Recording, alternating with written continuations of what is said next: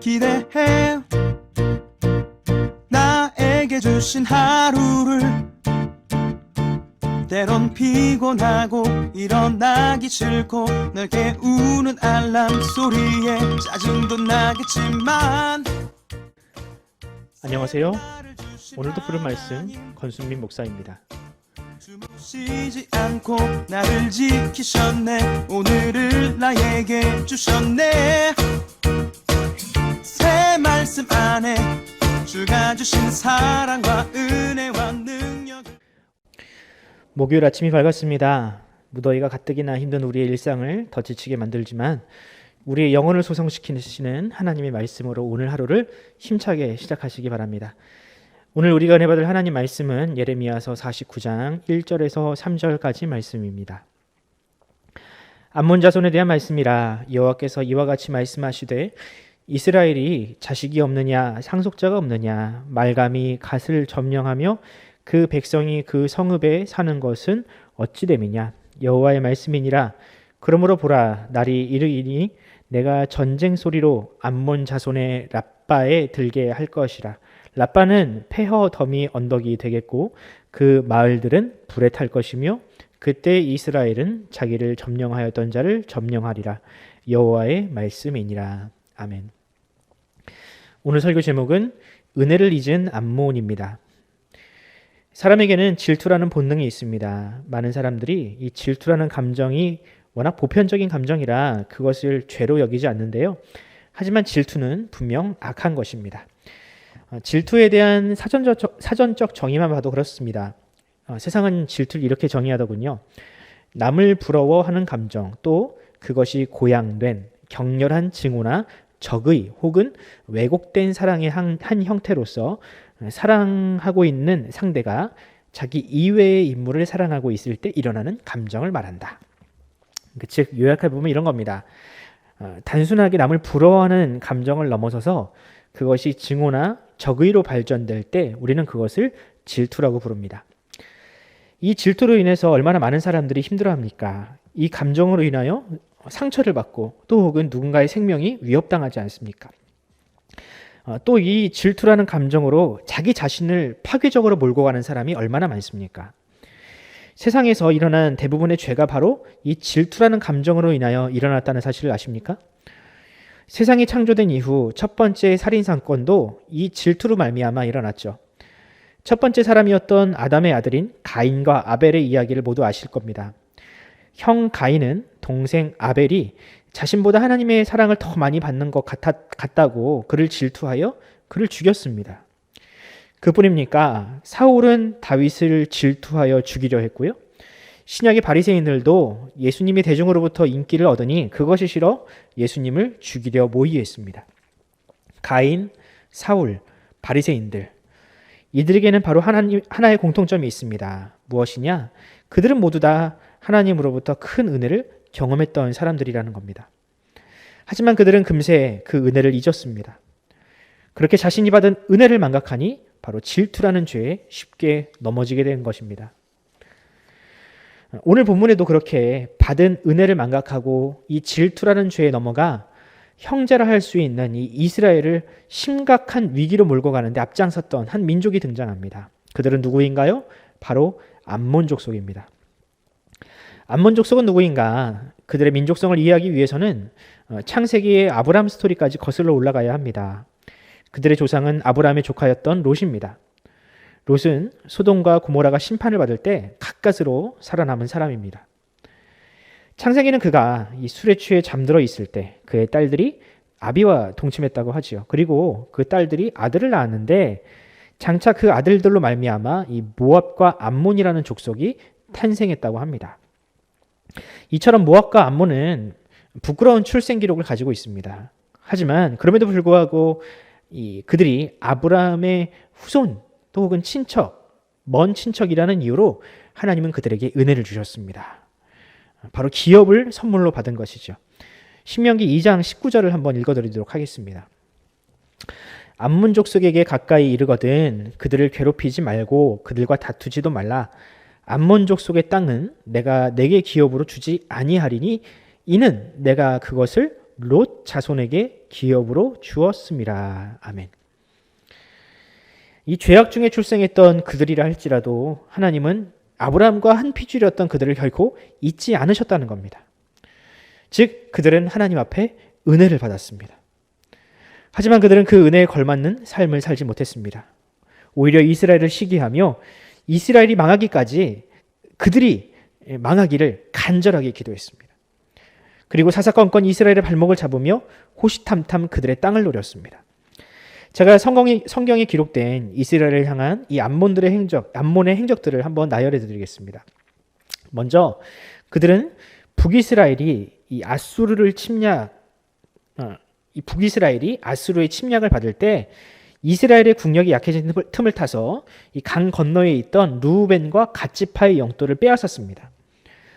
또 바벨론이 유다의 공격을 받을 때 바벨론 군의 가담에서 남유다를 멸망시키는 데 앞장섰습니다.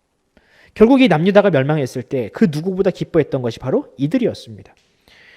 또 망한 남유다의 영적 부흥을 꿈꾸었던 이 그달랴, 일전에 설교했었죠. 이 그달랴를 암살한 인물, 바로 이스마엘의 배후에 누가 있는가? 바로 이 암몬 족속들이 있었습니다. 그뿐입니까?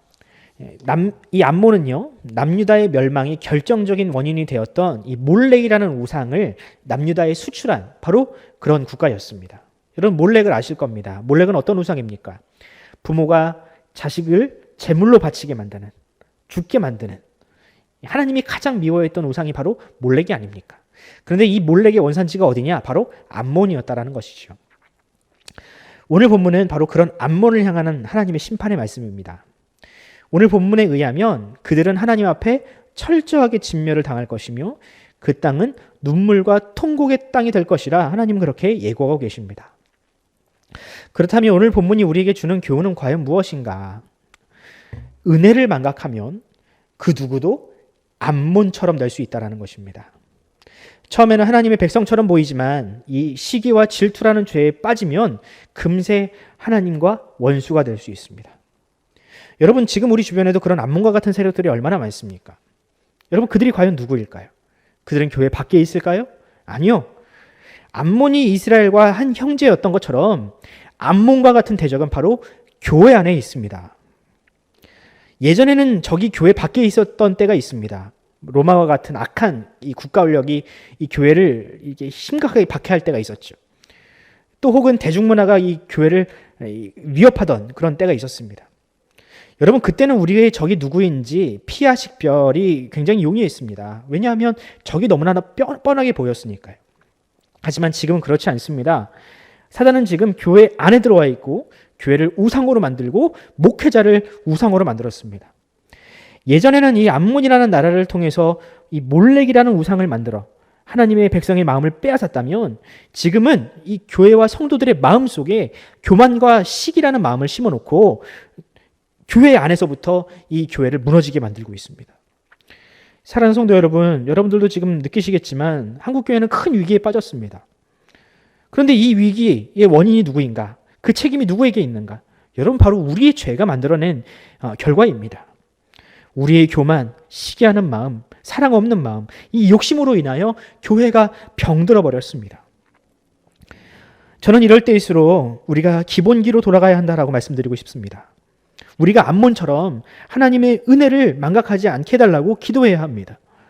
늘 감사한 마음을 품고 낮은 자세로 세상을 섬겨야 합니다.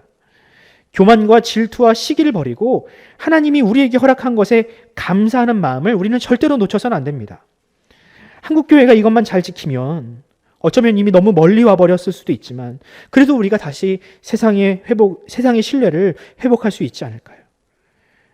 시간이 좀 걸리겠지만 이 기본기인 형제사랑과 이웃사랑을 순수하게 지켜간다면 우리가 다시 교회다운 교회로 회복될 수 있지 않겠습니까?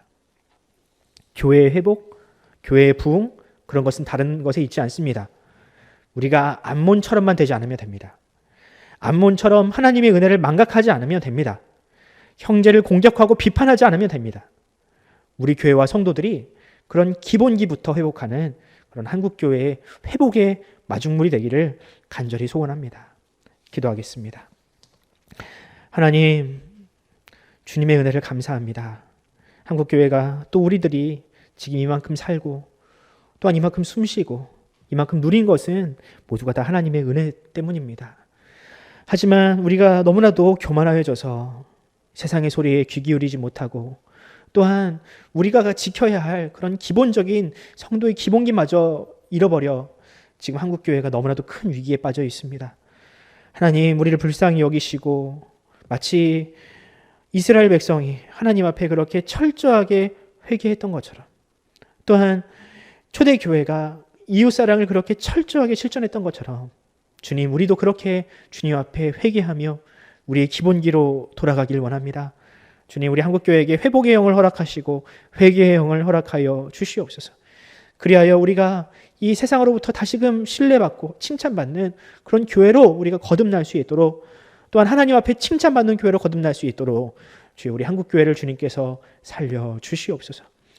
지금 이 나라가 온통 어지럽습니다. 특히 어지러움 가운데 그 원인을 제공한 것이 교회가 되고 있으니 정말로 안타깝습니다. 하나님, 우리 한 사람 한 사람이 교회라는 생각으로 우리의 삶의 자리에서부터 우리가 정말로 모범이 되고 정말 그 사람들에게 칭찬받을 만큼 그렇게 정말 모범적인 정말 성도의 삶을 우리가 지켜가기를 소원하오니 주여 우리를 통하여 한국교회의 회복이 일어나게 하여 주시옵소서. 감사드리며 예수 그리스도의 이름으로 기도드립니다. 아멘. 사랑하는 성도 여러분, 함께 기도합시다. 이 땅의 교회를 위하여 또한 말도 많고 탈도 많은 이 한국 사회를 놓고 코로나 바이러스로 인하여 사분오열되어 있는 이 나라의 민심을 놓고 우리가 함께 기도하면서 우리 하루를 시작합시다. 특히 이 코로나 바이러스가 속히 개발되어서 이 분열의 정치가 또한 이 분열의 마음이 한국교회의 이 위기가 하루속히 해결될 수 있도록 하나님 은혜를 허락하여 달라고 함께 기도하면서 오늘 하루를 시작하겠습니다. 함께 기도합시다.